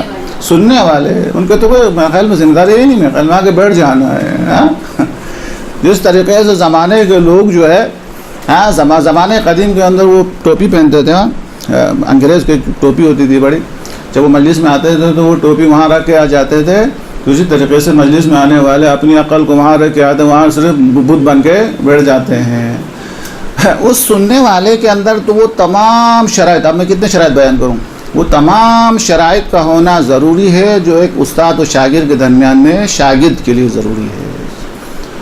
استاد کے سامنے جب شاگرد بیٹھ جاتا ہے تو حاصل کرنے کے لیے بیٹھ جاتا ہے. اور کس طریقے سے حاصل کرتے ہیں تو واقعی کتابیں پڑھنے سے کبھی کبھی بیٹھے بیٹھے ہنسی آ جاتی ہے کہ ہم کتنا علم سے دور ہے اور علم سے جو ہے ہم کتنے بیگانے ہیں. جب ہم پڑھتے ہیں کہ زمانہ قدیم کے اندر فلاں شخص کو پتہ چلا کہ فلاں شخص یہاں سے گزرا ہے تو ان کو ایک دو مسئلہ پتہ نہیں تھا، وہ 8 فرسخ یا 10 فرسخ اس کے پیچھے گئے تاکہ وہ مسئلہ اس کو دریافت کر لے. جب یہ سنا کہ یہاں سے گزرے ہیں تو اس کے پیچھے گئے، 8 فرسخ 10 فرسخ اس کے پیچھے گئے تاکہ وہ مسئلہ وہ کیا کر سکے، معلوم کر سکے. درست ہے. حضرت موسیٰ علیہ السلام حضرت سورہ کہف کے اندر نہیں ہے ایسا کہ اس کے ساتھ ساتھ جاتے ہیں، بار بار کہتے ہیں کہ میں جب تک نہیں بتاؤں گا آپ جو ہے خاموش رہے. پھر وہ کشتی کا واقعہ، سوراخ کرنے کا واقعہ، بچے کو قتل کرنے کا واقعہ، دیوار کھڑی کرنے کا واقعہ. حضرت موسیٰ جیسے نبی سیکھنے کے لیے حضرت خضر کے پیچھے چلتے ہیں. تو کہنے کا مطلب یہ ہے کہ ہم علم کی قدر و منزلت کو ہم جانتے ہی نہیں ہیں، ہمیں پتہ ہی نہیں کہ علم کی قدر و منزلت کیا ہے. لہٰذا مجلس کے اندر بھی بیٹھ کر ہمیں علمی بحث بالکل پسند نہیں ہے. خود میرے ساتھ یہ واقعہ ہو چکا ہے، اب تو مرحوم ہو گئے، خدا ان کی رحمت کر، غریق رحمت کرے. مجلس کے لیے غلطی سے مجھے بلا لیا. میں نے توحید کے اوپر مجلس پڑھی. مجلس ختم ہونے کے بعد کہتے یہ تو درس ہو گیا، مجلس دوبارہ رکھ دیجئے. اچھا چونکہ ہمارا پیشہ نہیں ہے، یہ جو بلا لیتے ہیں کوئی تو ہم پڑھ لیتے ہیں، نہیں تو پھر ہم تو نماز سے وابستہ ہے، ہم تو درس سے وابستہ ہے، لیکچر دیتا ہوں تو ہم اس سے وابستہ ہیں. تو ہمیں کوئی لالچ بھی نہیں کہ کوئی بلا لے، بلکہ ہم کوشش کرتے ہیں کہ اتنا پڑھوں کہ آئندہ نہ بلائے. سمجھ بات ہے. تو خلاصہ کلام یہ ہوا کہ استاد سننے والوں کی ذمہ داری کے اندر وہی ہے جو تمام استاد شاگرد کے لیے ضروری ہے کہ کتنا احترام کرنا چاہیے. کس طریقے سے جو فرماتا ہے کہ من علمنی حرفا فقد صیرنی عبدا، جس نے مجھے ایک حرف سکھایا اس نے مجھے غلام بنا. علم کی قدر و منزلت اس کو پتہ ہو، بیٹھنے کے انداز پتہ ہو. یہ ہے. اور ٹائم ختم ہو گیا، پھر آخری جملہ بیان کر کے آپ کی زحمت کو تمام کروں. انسان بولتا کیوں ہے؟ اس لیے کہ سب سے پہلے اس نے سنا ہے. اگر سنتا نہیں تو کبھی بولنے کے قابل. سب سے پہلے انسان الفاظ کو سنتے ہیں، بولتا تو نہیں ہے. سب سے پہلے بچہ سنتا ہے، اور سنتا ہے اس لحاظ سے جو بچہ سنتا نہیں ہے وہ بول بھی نہیں سکتا ہے. اچھا، جو بول نہیں سکتا ہے زبان تو اس کی ہے، سب کچھ ہے، تو پھر بول کیوں نہیں سکتا ہے؟ راستہ کہاں سے بند ہے؟ کیونکہ اس نے سنا نہیں ہے الفاظ. جو آدمی بول نہیں سکتا ہے وہ اس وجہ سے نہیں بول سکتا کیونکہ اس الفاظ کو سنا نہیں ہے. لیکن جب الفاظ کو سن لیتا ہے تو اس کی زبان تو ہے، آواز بھی ہے، سب کچھ صحیح ہو جاتا ہے. کمی کہاں پہ ہے؟ سننے. اس کے اندر دو مصلحت بھی ہے اللہ. اچھا، خدا جب لینا چاہتا ہے تو سب سے پہلے بولنے کی طاقت نہیں لیتا ہے، سننے کی طاقت لیتا ہے. یہ خدا کی حکمت ہے. علماء فرماتے ہیں یہ خدا کا احسان ہے، اس لیے کہ اگر انسان کے بولنے کی طاقت لینے سے پہلے سننے کی طاقت نہ لے لے، ایک آدمی سنتا چلا جائے، بول نہ سکے، تو اس کا دماغ پھٹ جائے گا. ہاں، اگر میں اشتباہ نہیں کروں گا، خصوصاً اگر کوئی خاتون ہو تو اور بھی مشکل ہو جائے گا کہ بول نہیں سکتا، ادھر سے سنتا چلا جائے تو کیسے دماغ ہی پھٹ جائے گا. اس لیے اللہ تبارک و تعالیٰ پہلے سننے کی طاقت کو سلب کرتا ہے تاکہ یہ سنے ہی نہیں، تاکہ مسئلہ یہ ختم ہے. اچھا، جب دوسرا میں جو بتانا چاہ رہا تھا، جو نقطہ میں سمجھانا چاہ رہا ہوں وہ کیا ہے؟ وہ یہ ہے کہ بچہ پہلے الفاظ کو سنتا ہے، سننے کے بعد بولتا ہے. یہ بولنا سننے کی مہربانی ہے، سننے کی وجہ سے ہے. لہٰذا علماء کہتے ہیں، بس یہ جملہ آخری رحمت ہے، اسی وجہ سے علماء کہتے ہیں، دانشمند کہتے ہیں کہ سننا ہنر ہے، بولنا مجبوری ہے. سننا جو ہے ہنر ہے. سننے سے علم میں اضافہ ہوتا ہے، بولنے سے علم میں اضافہ نہیں ہوتا ہے. کہ اگر کہیں بیٹھ کے آپ سنیں تو جو ہے وہ علم میں اضافہ ہوگا. بولنے سے کیا علم میں اضافہ ہو سکتا ہے؟ بولنا مجبوری ہے کیونکہ اس طرف مقابل کو پتہ نہیں ہے، لہٰذا بولنے پر مجبور ہے. سننا مجبوری نہیں ہے، سننا ہنر ہے. سننے سے انسان کے علم میں اضافہ ہوتا ہے. اور اس کے بعد آخری مذاق نہیں، حقیقت اللہ نے جو ہے اس لیے دو کان دیے ہیں تاکہ زیادہ سنے، زبان ایک دی ہے تاکہ کم سے کم استعمال کرے. دو کان اس لیے دیے ہیں زیادہ سے زیادہ سنے، ہاں، اور زبان اس لیے ایک دی ہے تاکہ کم سے کم بولے. ہاں، اللہ سے ہماری دعا ہے کہ اللہ تبارک و تعالی ہمیں امام حسین کے صحیح اور جسے زہرا مرضیہ دعا دے، جسے رسول جس پر فخر کرے، ایسا ذاکر یا ذاکرہ بننے کی ہم سب کو توفیق عطا فرما دے انشاءاللہ.